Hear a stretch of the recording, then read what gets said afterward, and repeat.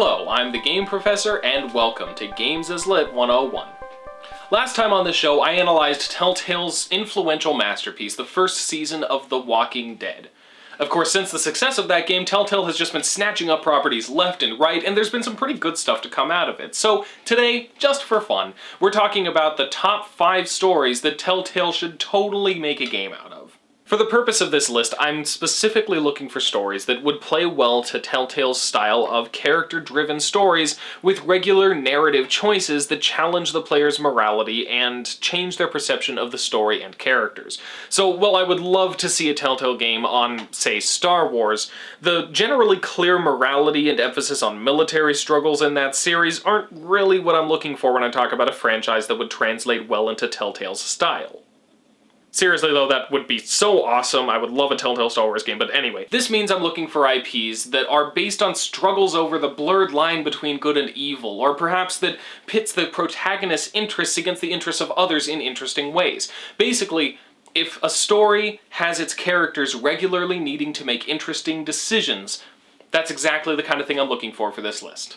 So without further ado, here are the 5 IPs that Telltale needs to adapt ASAP. Number 5. Doctor Who. This British television series from the 60s has gained even more popularity since it continued in 2005, and for good reason. While it can be a bit goofy at times, the sci-fi premise allows for a broad range of creative stories, and at its best, the show explores the human condition very well in that special way that only science fiction can.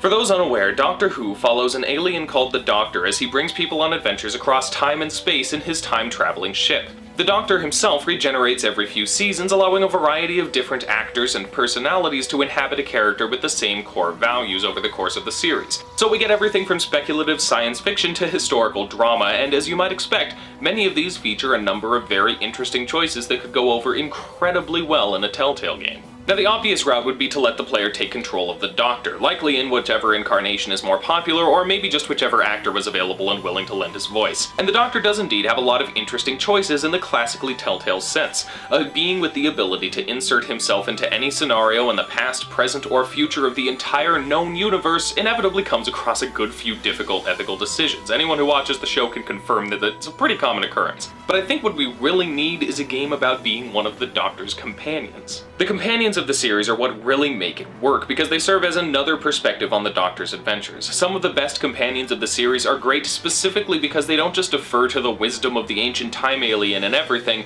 but challenge him with different perspectives and call him out on his crap. Putting the player in that position, one of relying on someone else with significantly more knowledge and experience, and seeing him and getting to know him as he makes these difficult decisions and the player tries to weigh in and help support or oppose him as necessary, that could make for some incredibly compelling choice-based stories. In addition to all this, since Doctor Who is an episodic television show, there would be more than enough precedent to keep to that format, meaning each episode could be its own self-contained story, and Telltale's occasional difficulty with maintaining consequence over time could be largely sidestepped. So not only would the premise of this show allow for some seriously compelling character-based storytelling and choice-based interaction, but the format would be relatively easy to execute as well. All in all, it's a very fitting choice for Telltale to adapt.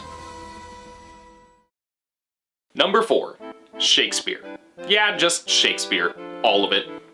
Oh, okay, so I'm cheating a bit here, but seriously, there could be a really interesting opportunity with this. More specifically, I'm thinking of Shakespeare's tragedies and comedies, which tend to be his most well-known work anyway. War stories like Henry V would probably be better suited to a developer like BioWare. Actually, I would love to see BioWare do Henry V, but anyway, the point is that Telltale has experience at this point with both comedy and tragedy, and I think they could bring some interesting ideas to the table with Shakespeare's stories. Telltale's early games tended toward comedy, from Wallace and Gromit to Homestar Runner to Back to the Future, and of course to the dark comedy of the Borderlands franchise.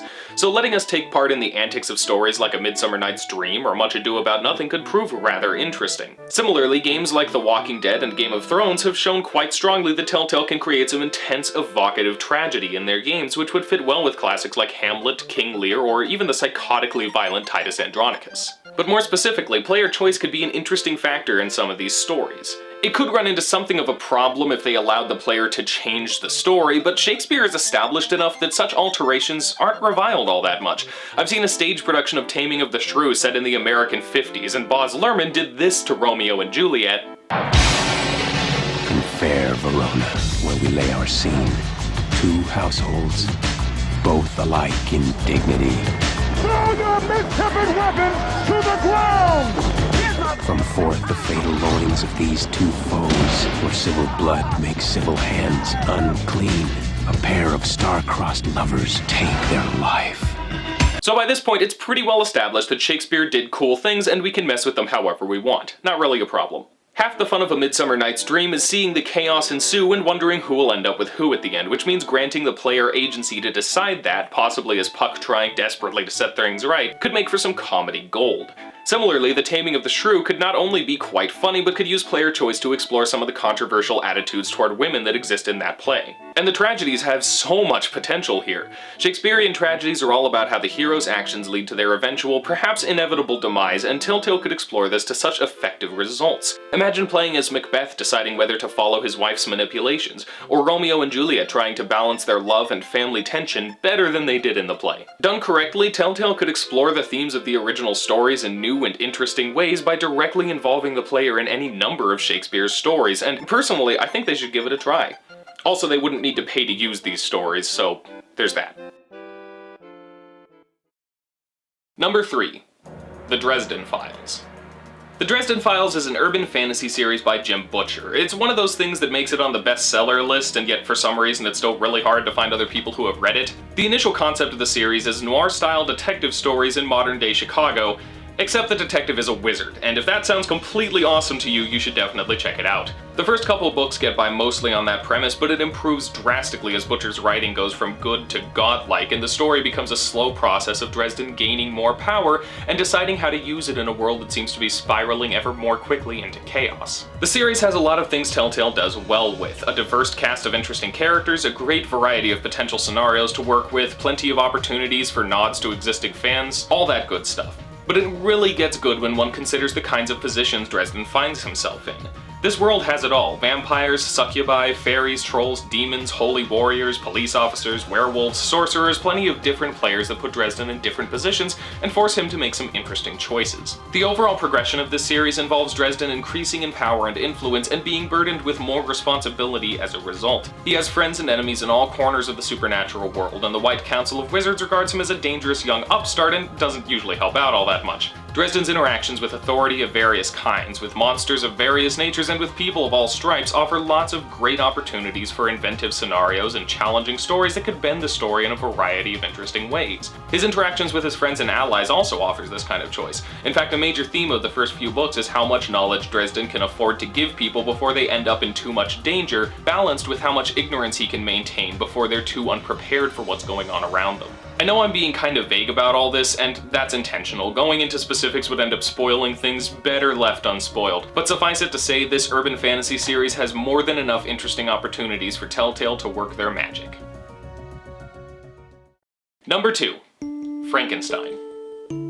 This classic book by Mary Shelley asks all sorts of questions about the nature of life and morality and revenge and humanity, all kinds of things that make for interesting interactive moral choices. But most interesting are the two routes they could take with this. The obvious choice would be to cast the player in the role of Victor Frankenstein, and indeed, he has the most mistakes that the player could correct given the choice. Mainly just, not being a complete dick. But that would be too easy, I think. I mean, we have enough science fiction about artificial intelligence and such that I think your average player would just do basically everything opposite to what Frankenstein does in the book, and the result would be less about interesting moral choices and more about obvious ones. The more interesting option would be to put the player in the role of the monster. Wake up in a lab and get immediately rejected by your creator, the only human contact you've known, and decide what to do from there. I mean, the monster in the book had to learn everything about the world by living out in it, and everything about human interaction by watching strangers go about their daily lives for years, only to be rejected by those same people on the basis of his monstrous appearance. Not only would this process be interesting if done well, but it could lead up to one of the more compelling choices of the game, whether to try and find your creator, and with what intentions. The following chase could offer a number of choices, even building on that. This is the kind of story Telltale could do well with, the kind that offers a variety of choices that all feed into the major themes of the story and require the player to think about these issues and deal with the consequences of the choices they make. And done correctly, they could do a whole lot of that with Frankenstein. Number 1. Madoka Magica. Madoka Magica is an anime from 2011, and it serves as something of a dark subversion of the magical girl genre made popular by shows like Revolutionary Girl Utena and Sailor Moon. These shows are all about pretty girls with superpowers battling evil in fantastic, glamorous, and occasionally kind of homoerotic ways. I'll have to go into minor spoilers in a bit, but for now I'll just say that Madoka Magica is not quite as cute and happy as it seems to be at first. In fact, it's kind of the anime equivalent of Spec Ops: The Line, but, you know, with cute anime girls.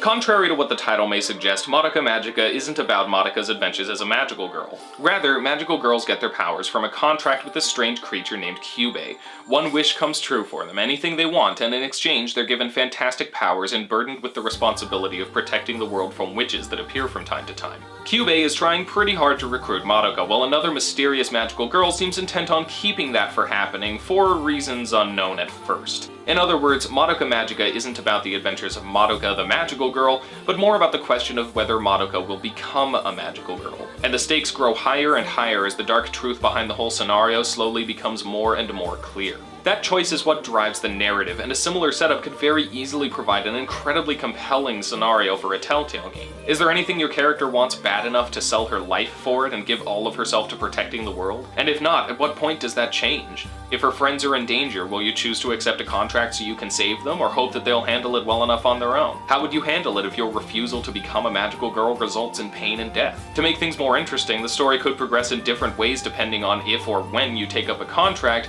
while still following an overall story progression, which is very much the kind of thing Telltale does. At what point you accept a contract would affect how you're involved and how certain scenarios turn out, making for a compelling reason to consider your decisions without requiring drastic narrative changes depending on the choices you make. In the end, Madoka Magica is a story about choices, about one girl who's faced with a difficult decision with forces pushing her in different directions from all sides, while the people around her all rise and fall by their reactions to that same choice and its consequences. It weighs the good of others against the good of the world, against the good of your friends, against your own well-being. And the potential for Telltale's signature choice-based storytelling here is so great that I think it's the #1 IP that they need to use for a game.